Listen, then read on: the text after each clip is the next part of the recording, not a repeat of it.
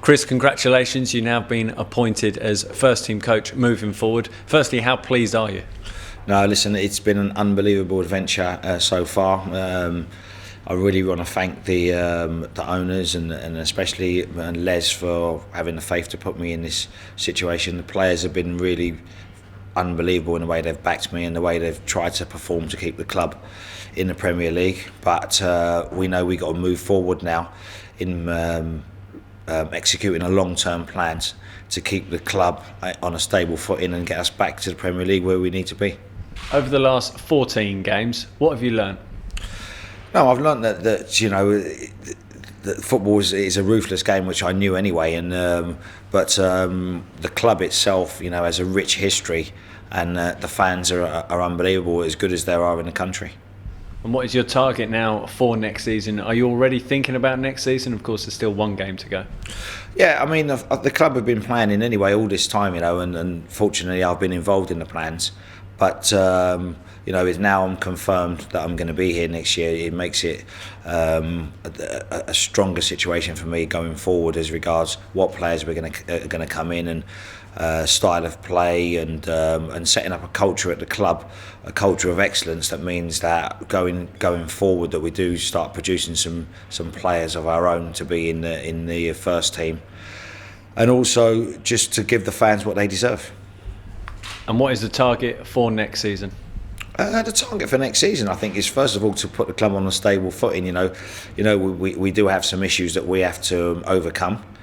Once those issues have been overcame, it's going to be important that we move forward, with a positive mind frame, and make sure that we perform in the way that we have done in many of the games this season. But obviously, getting the results that the club need to get us back to where we need to be. What style of play will you be looking to implement next season? Because inheriting a squad, you're obviously limited to those squad's best capabilities. Yeah, I mean, you have to look at the squad that's going to be. I mean, we have to first of all see what where we're going to get the players from, and what markets that we're dealing in, and who's available. And until we know that, then the style of play, we can't really forge it yet. But we want to play a slick style. The passing, movement. Very attractive style that I know that QPR have played in the past. We want to make sure that whatever happens, that the club doesn't slide, a la a few other Premiership clubs. So first of all, we need to be solid, and then obviously we want to go forward and excite the crowd and make sure that we do get some people to add to the goals that Charlie Austin did this season, because I thought this season, we relied heavily on Charlie, which meant that the goals ran out. So we know that goals do make a difference, but obviously our defensive record isn't the greatest, after 80 minutes as well, so we've got to address that. 9 players out of contract, 4 players returning to their parent clubs following their loans. It's a big rebuild ahead of you.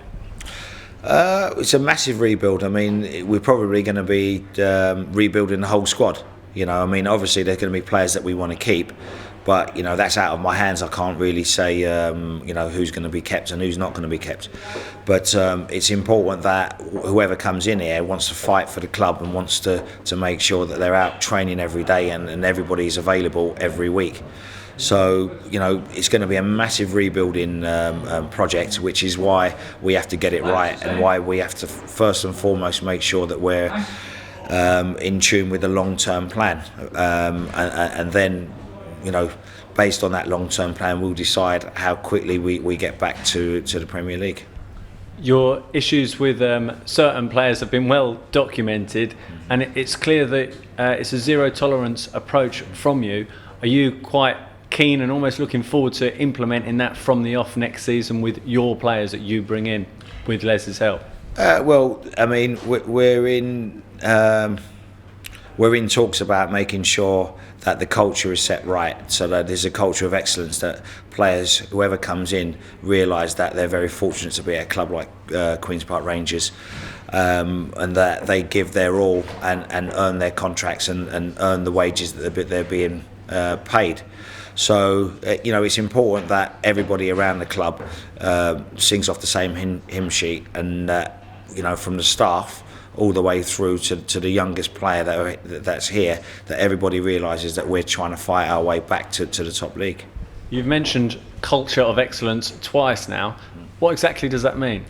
It means that what you sign your contract to say that you're going to give your all in every training session and in every match, and I'm making sure that everybody is aware of that before these players come in, so everybody understands what that is and why it's very important, because the top teams have it in abundance, and if you don't have it in your club, what happens is you settle for mediocrity, and I don't think that we need to do that. Having been in the Premier League now a couple of times and slipped out of it, we want to try to get back there. But it's important that we don't try to run before we can walk. We have to make sure that we do it on a solid basis. And very finally, Chris, what's your message for the supporters ahead of what is a new era, if you like, for the football club? Thank you very much for your support all the way through the time that I've been here on an interim basis, and we'll be trying our best to give you what you want in the very near and long term future. And I'm very proud on this day to be appointed as the head coach of Queen's Park Rangers.